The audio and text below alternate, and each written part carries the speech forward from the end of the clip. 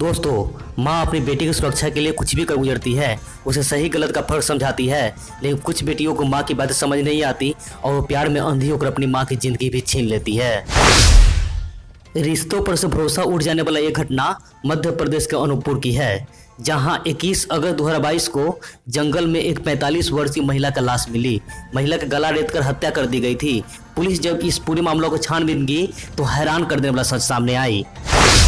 दरअसल 50 साल के लाल बहादुर की अफेयर 25 साल के भतीजी विनीता के साथ चल रहा था और एक दिन विनीता की माँ रात को गहरी नींद में सो रही थी और उसी दिन विनीता का फूफा भी आया था। रात को लगभग 1 बजे कुछ आह ऊह की आवाजें सुनकर विनीता की माँ की नींद खुल गई। जब माँ कमरे तरफ गया तो विनीता का कमरा बंद था और ये आवाजें विनीता के कमरे से ही आ रही थी। माँ समझ गई कि आज बेटी किसी से अपना पानी निकलवाने में लगी हुई है, लेकिन किससे ये जानने के लिए खिड़की से झांक कर देखी और उसने जो देखा वो देखकर माँ को अपने ही आंखों पर यकीन नहीं हो रहा था। विनीता के दुगनी उम्र का फूफा लेटा हुआ था और बेटी उसके ऊपर उछल उछल कर मजा ले रही थी। ये देखकर पहले तो माँ मोहल्ला वालों को बुलाना चाहिए, लेकिन अपने परिवार की इज्जत बचाने के लिए शोर नहीं की और चुपचाप अपने कमरे में आकर सो गई। फिर जब दिन हुआ तो माँ ने अपनी बेटी को बहुत समझाई और इस रिश्ते को लेकर विरोध जताई, लेकिन कहते हैं जब इंसान प्यार में अंधा हो जाता है तो उससे सही गलत का फर्क समझ में नहीं आता।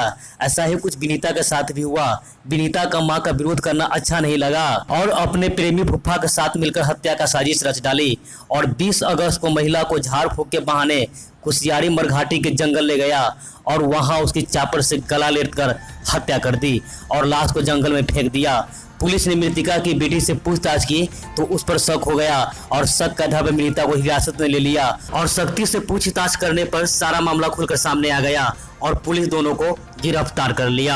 दोस्तों, आजकल ऐसी घटनाएं अक्सर घट रही है, इसलिए आप लोगों का आपराधिक मानसिकता को समझे और मेरे वीडियो को लाइक करके चैनल को सब्सक्राइब कर लीजिए ताकि होने वाली ऐसी घटनाओं से खुद को और खुद के परिवार को बचा सको। जय हिंद, जय भारत।